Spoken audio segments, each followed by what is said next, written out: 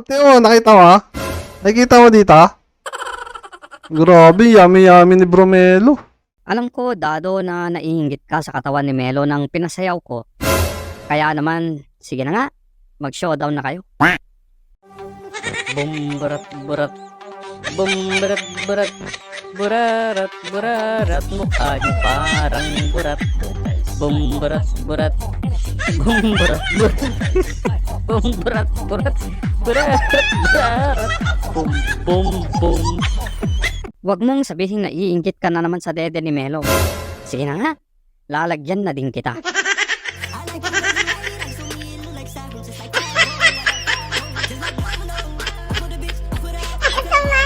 Gagi, literal na hipon.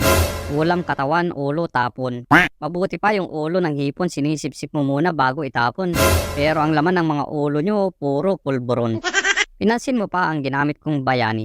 Pero nang sigat Jose Rizal aking pinupuri, nakinig ka lang ng maigi. Paano ba naman kasi? Sa halip na makinig ka sa guro nung elementary, kulangot mo ang iyong dinudukit. Sabay mapapatanong ka sa iyong sarili, ano kaya ang lasa ere? Sabay tikim ng kaunti. Yaks, kadiri. Sino ba kasi ang nagsabing tikman mo? Si Melo. Eh bakit nakumbinsi ka, tanga? Sabi niya kasi nakaka-addict.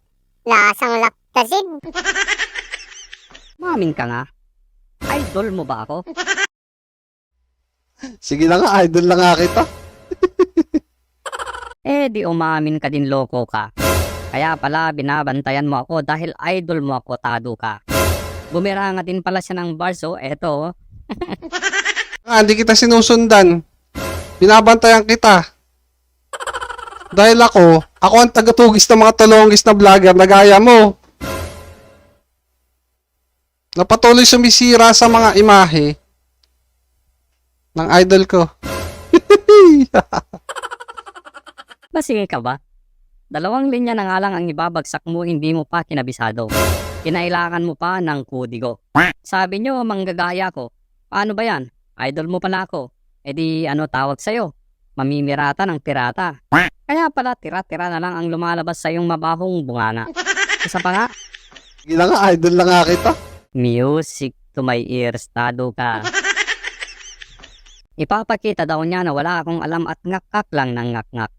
Wala daw akong kredibilidad dahil wala akong mukha. Sabi ko nga, bakit may vlogger din naman kayo na nagtatago? Ide-debunk daw niya ako kaya pinakitaan yung mga kakarampot ng viewers ng resibo. Eto oh, gagi, nakatakip din pala ang mukha. Ito lang bang kailangan nyo para mapatunayan na totoo ang isang tao? Pwes, pagbibigyan ko kayo. Face reveal na ito.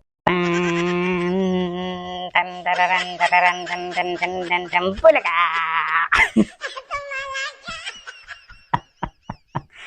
Ayan.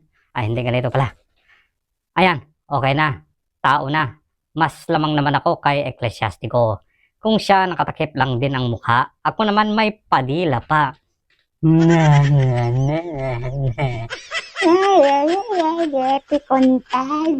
Okay, balik. So, ano na? Masaya ka na? So, ano pa ngayon ng pandira mo? Wala na. Finish na. Titigil ka na sa kakadada. Pabili ka na ba ng plaster para sa iyong bunganga? Ay, stapler na lang kaya? Ay hindi, ipatahi mo na para permanent forever na. Mahalaga tao siya. Hindi siya ChatGPT lang na nagsasalita. Hindi siya AI generated lang. Dito pa ako natawa. Yung kakasabi lang niya pero wala pang 5 segundo, didebunk na niya ang sarili niya. Kailan kaya ako nagtago sa saya ng partner ko? Kailan kaya ako nagtago sa saya ng asawa ko? Eh sino ba ang humaharap dito? 'Di ba? Minsan oo, kasama ko si Mesyang, no? Eh gusto rin magsalita ni partner eh. Ano magagawa ko? 'Di ba? Siyempre may karapatan din naman siya, 'di ba? Ito pa, didebunk na naman niya ang sarili niya. Si gossip meaning sa Tagalog chismis. 'Di ba? Kung chismis, totoo ba 'yun o hindi? Maaring totoo, maaaring hindi. Ano ba talaga ang labo mo? Pwede palang totoo, pwede palang hindi. Ngayon, tatanungin kita. Sa lahat ng sinabi ko, alin doon ang chismis? Sabi nga nila, yung joke half meant true. Kaya naman, Dennis, ang pogi mo, joke. Depende na sa'yo kung ano ang paniniwalaan mo. Yung part na totoo o yung part na palyado? Eto ang cute niya. Piling, nagbabars pa. Binabasa na nga lang sablay pa. Isang salita na nga lang garalgal na. Tapos may gana pang gumaya. Ikaw naman, para sa akin, no? Para ka lang isang robot na disusi, no? Na pinapagana lang ng taong kumokontrol sa'yo habang kumakain ng mani. Ilang beses ko nang inilagay sa huling bahagi ng video ko ang patalastas para sa Tool Fanatics Last Resort. Pero kapag doon na sila napupunta, wala na. Up na. Skip na. Walang masabi. Walang may rebat. Dahil ano? Totoo. Kasi sunog na kayo. Ecclesiastico wala sa kalingkingan, Joseph. Wala daw ako sa kalingkingan ng pinagmamalaki nilang Ecclesiastico. Ay, oo nga naman. Hiyang-hiya naman ako. Tignan mo naman ang views kumpara sa views ko. Yan ba ang may bilang? Yan ba ang pinagmamalaki nyo? Yan ang pinantatapat nyo kay Teacher Man? Hiyang-hiya naman kami sa inyo. Hanggang ngayon, naghihintay pa rin ako na mag-react sila sa Tool Fanatics Beach Resort na boring. Kaya eto na naman, baka sakaling mag-react na din sila. Bitin ka ba sa chismis? Bitin ka ba sa pamamahiya? Bitin ka ba sa grandstanding? O dili naman kaya gusto mo lang magpahinga?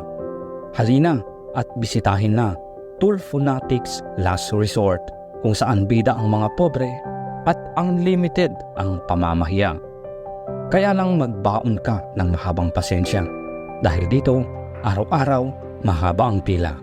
Pero pwede ka namang maka-avail ng aming promo. Basta viral ka, wala nang pila-pila, diretso salang ka na.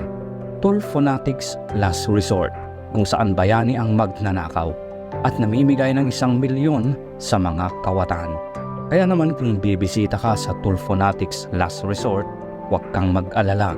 Kahit manghipo ka pa, protektado ka kung walang medico legal ang iyong biktima. Tool Fanatics Last Resort, kung saan welcome ang away ng pamilya.